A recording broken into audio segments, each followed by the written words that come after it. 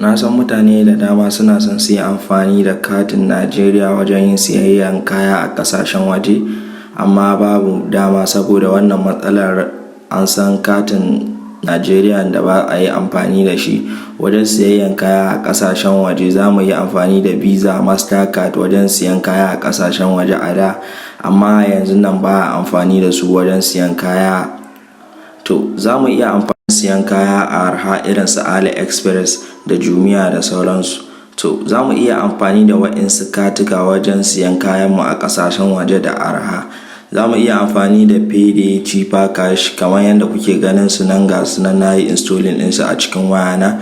Wannan Chipper Cash yana da matuƙar amfani. Kati ne wanda za ka iya siyan kaya da shi a ƙasashen waje. Wannan dollar account ne, sannan za ka iya ba wani shi ya turo ma kuɗi daga ƙasan waje.